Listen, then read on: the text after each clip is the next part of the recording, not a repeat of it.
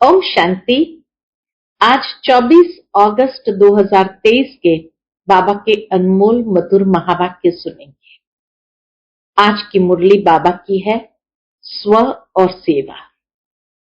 बाबा कहे, स्व के लिए तुम बच्चों को अव्यभिचारी एक बाप की याद में रहना है और अपनी स्थिति को सदा अचल अडोल बनाना है। सेवा के लिए बाबा की श्रीमत है कि बच्चे तुम लाइट हाउस बनो और अनेक आत्माओं को मुक्ति, जीवन मुक्ति की राह बताओ। कहा जाता, शिव बाबा अंतिम समय जब आते हैं तो अनेक आत्माओं को कब्र से निकालते हैं।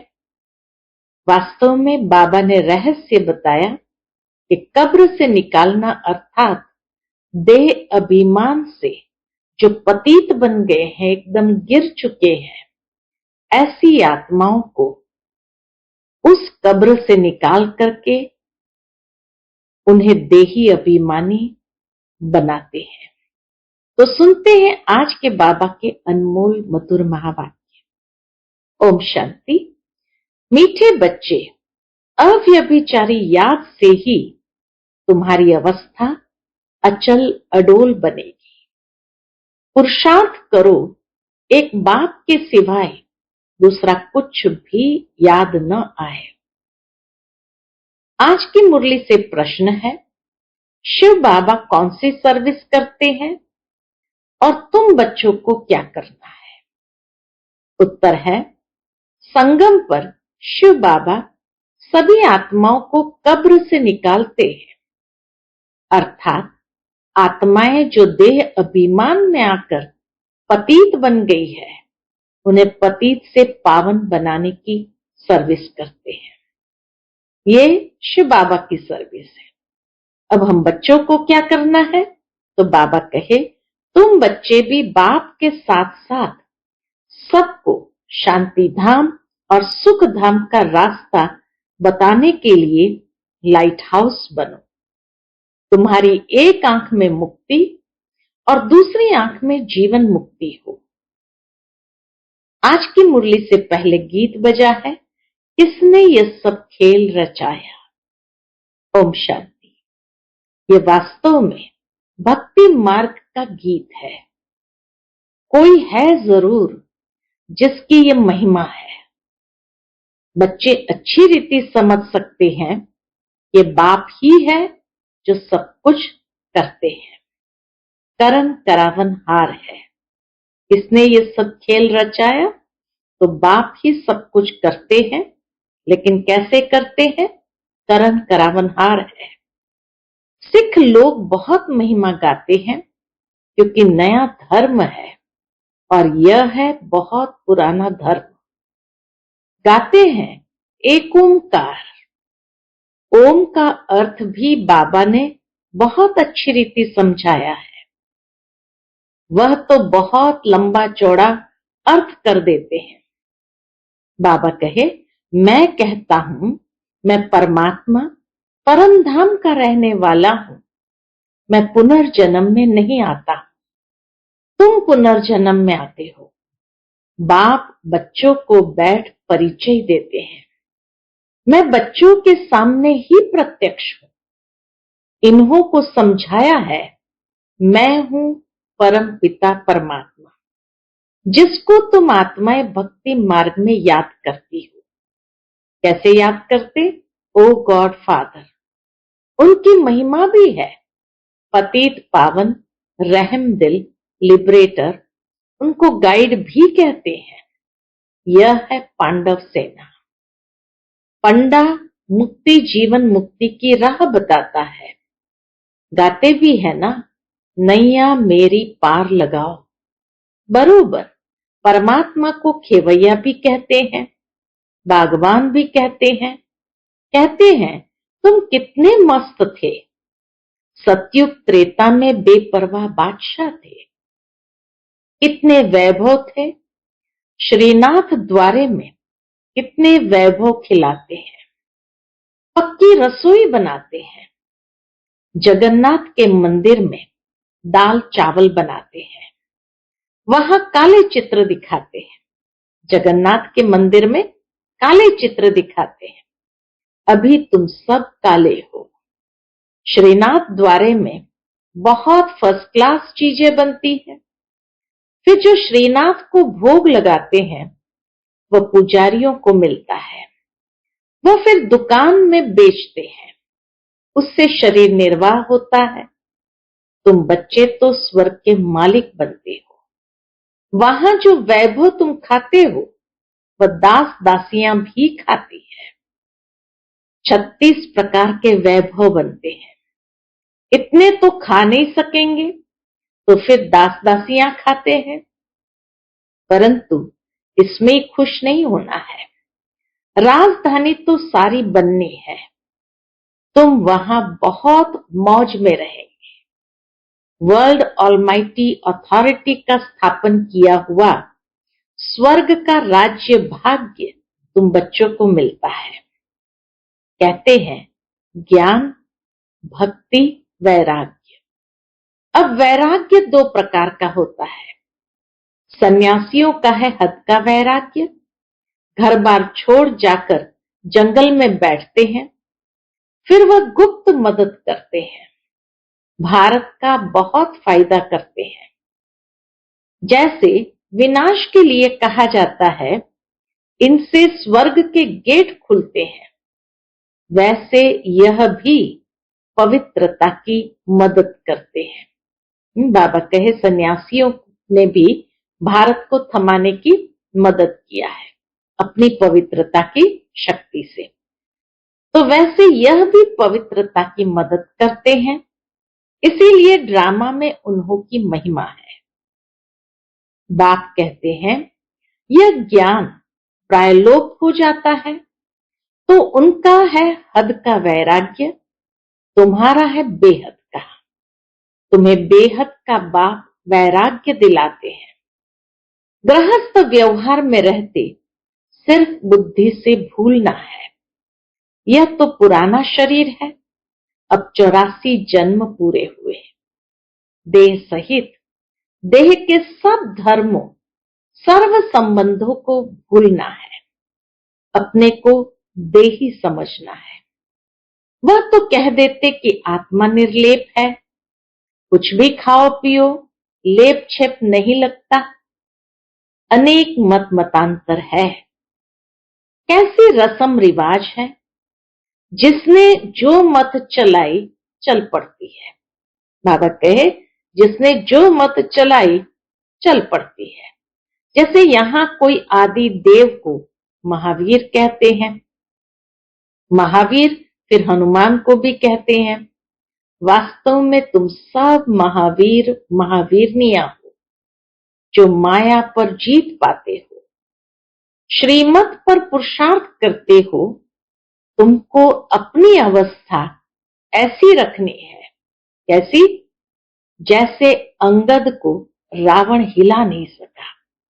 बाबा कहे ऐसी अचल अडोल अवस्था अपनी बनानी है। जैसे शास्त्रों में कहा गया कि अंगद को रावण हिला नहीं सका। तुम महावीरों को भी भल कितना भी माया का तूफान लगे, परंतु हिलना नहीं है। कैसी भी बातें आए, लेकिन बाबा कहे संकल्पों से भी हिलना नहीं है। ये अवस्था अभी नहीं होगी, पिछाड़ी में ऐसी अवस्था होनी है। जैसे जैसे ज्ञान को धारण करते हुए परिपक्वता आती जाती है तो अंदर से मजबूत हो जाते हैं और ऐसी अवस्था होनी है। कितने भी विकल्पों के तूफान आए, लेकिन अडोल रहना है। अव्यभिचारी याद रहे और किसकी याद न आए, इसमें मेहनत बहुत करनी है। पिछाड़ी में ही अचल अडोल बनेंगे। अचल घर यादगार है ना, उसके ऊपर गुरु शिखर है। अचल घर के ऊपर गुरु शिखर है। अभी तुम समझते हो ऊंच ते ऊंच है शिव बाबा, वह है रचयिता। पहले पहले क्या रचते हैं वह भी बुद्धि में रखना है। ऊंचते ऊंच है शिव बाबा, फिर है ब्रह्मा विष्णु शंकर सूक्ष्म वतनवासी। विष्णु को 4 भुजाएं क्यों देते हैं? इससे ये प्रवृत्ति मार्ग सिद्ध होता है। विष्णु को 4 भुजा देते हैं अर्थात प्रवृत्ति मार्ग का प्रतीक है। तुम्हारा है प्रवृत्ति मार्ग, ब्रह्मा द्वारा स्थापना कराते हैं। ब्राह्मण धर्म है ऊंचते ऊंच, देवताओं से भी तुम ऊंच हो क्योंकि तुम सर्विस करते हो। दैवी धर्म की स्थापना कर फिर तुम विश्व के मालिक बनते हो। ऊंचते ऊंच है एक बाप अथवा महिमा लायक एक ही शिव बाबा है, दूसरा न कोई। बर्थडे एक शिव बाबा का ही मुख्य है, बाकी तो कोई सर्विस नहीं करते। लक्ष्मी नारायण भी प्रारब्ध भोगते हैं। अभी तो सबकी कयामत का समय है। पहले पहले भक्ति भी शुरू होती है एक बाप की, वह है अव्यभिचारी भक्ति। अभी तो बिल्कुल व्यभिचारी बन गए हैं। तुम शिव बाबा से लेकर सभी के ऑक्यूपेशन को जानते हो। अभी तुम प्रैक्टिकल में बाबा के पास बैठे हो, जानते हो कि हम फिर से भारत को स्वर्ग बना रहे हैं। जो बनाते हैं वही फिर राज्य करेंगे। फिर वहां लक्ष्मी नारायण की डिनास्टी चलती है, फिर राम की। अब उनकी क्या पूजा करें? बाबा कहे अब उनकी क्या पूजा करें? उनको तो नीचे उतरना ही है, प्रारब्ध भोग पूरी की, बस। तुम ही पूज्य से पुजारी बनते हो। तुम जानते हो कि भक्ति मार्ग में क्या होता है, 63 जन्म कैसे लेते हैं। अभी तुम ब्राह्मण हो, फिर ब्राह्मण से देवता, क्षत्रिय, वैश्य, शूद्र वर्णों में आएंगे। ये ड्रामा अनादि बना हुआ है, कोई रोक नहीं सकता। इस ड्रामा को कोई भी रोक नहीं सकता। बाजोली खेली जाती है ना, बाजोली खेलते हैं ना, तो बाजोली खेली जाती है ना, तीर्थों पर बाजोली खेलते जाते हैं। एकदम गोल गोल ऐसे सिर और पैर को मिलाते हुए बाजोली खेलते जाते हैं। आगे बाजोली का बड़ा प्रभाव था। अभी तो अनेक अनेक मतें निकल पड़ी है, सिवाय एक बाप के और कोई मुक्ति, जीवन मुक्ति दे नहीं सकता। अब तुम्हारी एक आंख में है मुक्ति, दूसरी आंख में है जीवन मुक्ति।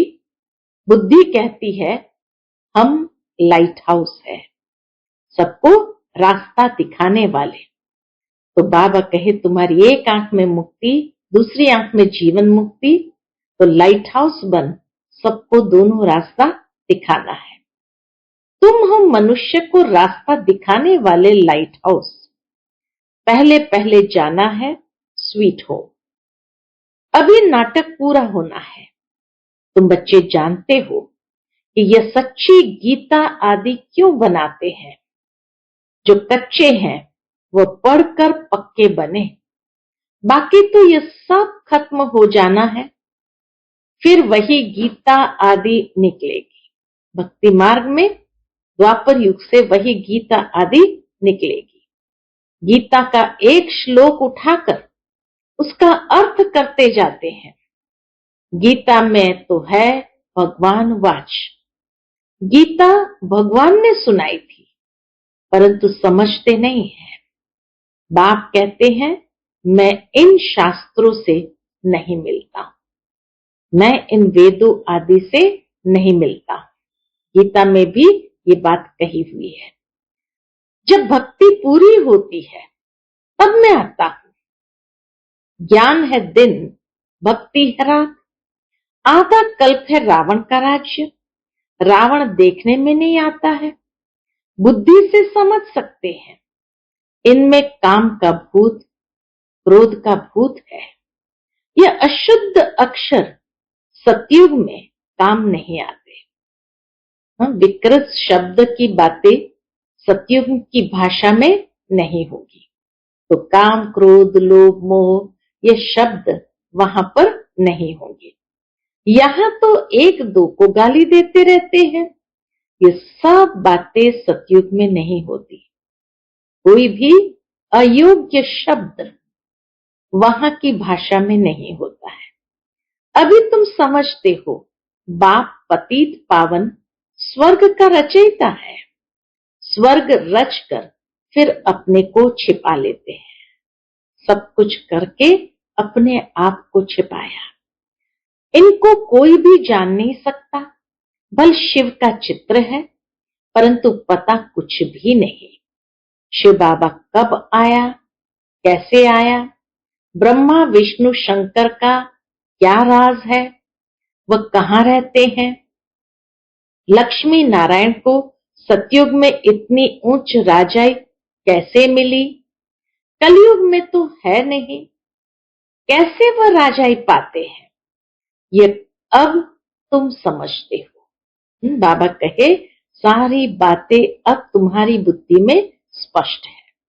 बच्चों को बाप से अच्छी रीति पढ़कर फिर औरों को पढ़ाना है।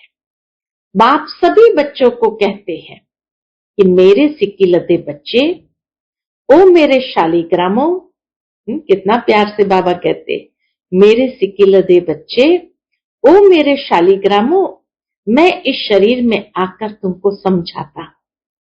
इस ब्रह्मा का तन लिया हुआ है। ब्रह्मा से ब्राह्मण पैदा होते हैं और कोई सत्संग में ऐसे कोई मना नहीं होती है। यहां मना करते हैं कि कोई भी आकर के सीधा सत्संग में नहीं बैठ सकते हैं। पहले 7 दिन का कोर्स अवश्य करना है। तो बाबा कहे कोई भी सत्संग में ऐसे कोई मना नहीं होती है। यहां मना करते हैं। विष पर ही झगड़े होते हैं, जिसके लिए ही बाप कहते हैं यह विष आदि मध्य अंत दुख देते हैं। यह है नंबर 1 दुश्मन। इस काम महाशत्रु को जीतो, जिसने तुमको आदि मध्य अंत दुख दिया है।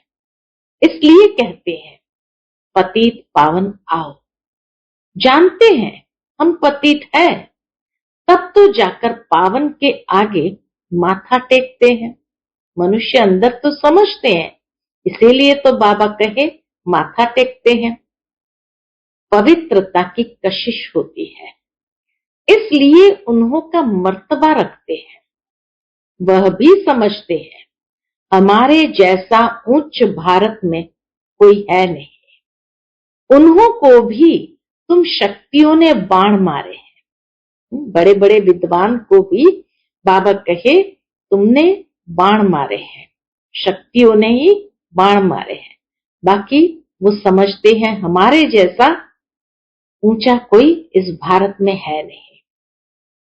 उन्हों को भी तुम शक्तियों ने बाण मारे हैं। अगर स्थूल बाणों की बात होती तो ऐसे थोड़ी कहते कि परम पिता ने बाण मरवाए। यह है ज्ञान के बाण। तुम हो ब्रह्मा कुमारियां, वह फिर ब्रह्म कुमारियां कह देते हैं। कहते हैं ब्रह्म ही भगवान है। बाप कहते हैं यह तुम्हारा ब्रह्म है। अब तुम्हारे पास सन्यासी लोग भी बहुत आते हैं। बड़े बड़े आदमी सन्यासियों के पास जाते हैं, बोलते हैं महात्मा जी चलिए हम आपको भोजन खिलाएं। बड़े बड़े आत्माएं बाबा कहे आते हैं और महात्मा जी को कहते हैं चलिए हम आपको भोजन खिलाएं। बहुत उन्हों की खातिरी करते हैं। पवित्रता की निशानी है ना। आजकल तो कई डाकू भी सन्यासी का वेश धारण कर लेते हैं। तुम तो बिल्कुल साफ हो और तुम हो भी राज ऋषि। अभी तुम ऊपर से नीचे तक समझ गए हो, जानते हो हम 100 देवता लक्ष्मी नारायण बन प्रारब्ध भोगते हैं। आधा कल्प बाद फिर जब और धर्म आते हैं तब लड़ाइयां आदि लगती है। यह भी सब ड्रामा में है। तो मूल वतन, सूक्ष्म वतन, स्थूल वतन, सृष्टि के आदि मध्य अंत को जानकर नॉलेजफुल बन गए हो। चक्र को भी जान लिया है। चक्रवर्ती राजा बनने के लिए भारत में डबल सिरताज राजा रानी ये लक्ष्मी नारायण ही थे। सिंगल ताज वाले उन्हों को नमन करते हैं। क्यों करते हैं? बाबा कहे पवित्रता की ताकत थी। सतयुग में वाइसलेस संपूर्ण निर्विकारी थे। गाते भी है सर्व गुण संपन्न, संपूर्ण निर्विकारी, मर्यादा पुरुषोत्तम। ये क्यों गाते हैं? खुद पुजारी विकारी है। भारत पर ही सारा खेल है। पूज्य और पुजारीपन का खेल सारा भारत पर है। डबल सिरताज और सिंगल सिरताज, अभी तो नो ताज। तुम सारे सृष्टि चक्र को समझ गए हो। क्रिएटर, डायरेक्टर, मुख्य एक्टर कौन है तुम अभी जानते हो। फिर तुम देवता बन जाएंगे। माया की जो कीचड़ लगी है वह धोई जाती है। बाप कहते हैं मैं धोबी भी हूं, बड़े से बड़ा सुनार भी हूं। तुम्हारे जेवर को अभी भट्ठी में डालते हैं। बाबा आकर आत्मरूपी जेवर को भट्ठी में डालते हैं। तुम सच्चा जेवर बन जाएंगे। बाप बैरिस्टर भी है। तुमको 5 विकारों की जेल से छुड़ाते हैं, लिबरेट करते हैं। तुम रावण की जेल में हो। जेल से छुड़ाने लिए वकालत सिखाते हैं कि अपने को कैसे छुड़ाओ। बाप कहते हैं मैं अपना कार्य कर तुमको राज्य भाग्य दे, फिर मैं गुम हो जाऊंगा। बाबा छिप जाएंगे, गुम हो जाएंगे। तुम सुखी बन जाएंगे, तुम राजधानी ले लेंगे, फिर मैं वानप्रस्थ में बैठ जाऊंगा।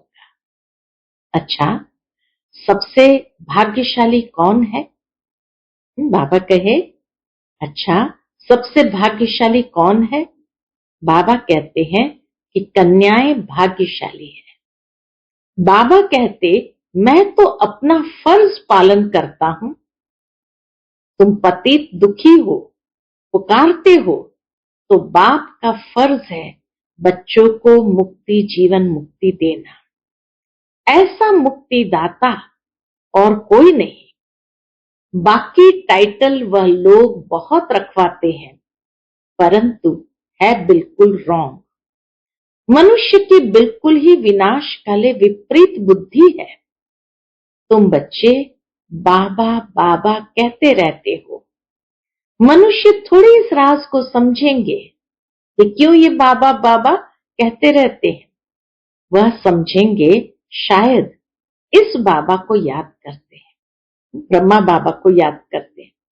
तुम बच्चे जानते हो कि अनेक बार बाबा ने हमको स्वर्ग का मालिक बनाया है। यह है ईश्वरीय जन्म।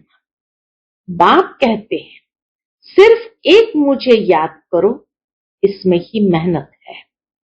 अच्छा, मीठे मीठे सिकिलदे बच्चों प्रति माता पिता बाप दादा का याद प्यार और गुड मॉर्निंग। रूहानी बाप की रूहानी बच्चों को नमस्ते। हम सभी रूहानी बच्चों की रूहानी माता पिता बाप दादा को याद प्यार, गुड मॉर्निंग और नमस्ते नमस्ते। शुक्रिया बाबा, शुक्रिया। आज की मुरली से धारणा के लिए मुख्य सार है। पहली पॉइंट, बाप से अच्छी रीति पढ़कर औरों को पढ़ाना है। लाइट हाउस बन सबको मुक्ति, जीवन मुक्ति की राह दिखानी है। दूसरी पॉइंट, एक बाप की अव्यभिचारी याद से अपनी अवस्था एक रस अचल अडोल बनानी है, महावीर बनना है। आज का बाप दादा का वरदान हम सभी बच्चों के प्रति अलौकिक रीति की लेन देन द्वारा सदा विशेषता संपन्न बनने वाले फ्राक दिल भव। अलौकिक रीति की लेन देन द्वारा सदा विशेषता संपन्न बनने वाले फ्राक दिल भव। जैसे किसी मेले में जाते हो तो पैसा देते और कोई चीज लेते हो, लेने से पहले देना होता है। तो इस रूहानी मेले में भी बाप से अथवा एक दो से कुछ न कुछ लेते हो, अर्थात स्वयं में धारण करते हो। जब कोई गुण अथवा विशेषता धारण करेंगे तो साधारणता स्वतः खत्म हो जाएगी। गुण को धारण करने से कमजोरी स्वतः समाप्त हो जाएगी। तो यही देना हो जाता है। कमजोरी को सदा के लिए समाप्त करना, ये देना हो जाता, और गुण विशेषता लेनी होती है। हर सेकंड इसी लेन देन करने में फ्राक दिल बनो तो विशेषताओं से संपन्न बन जाएंगे। आज का स्लोगन है, अपनी विशेषताओं का प्रयोग करो तो हर कदम में प्रगति का अनुभव होगा। अपनी विशेषताओं का प्रयोग करो तो हर कदम में प्रगति का अनुभव होगा। अच्छा, ओम शांति।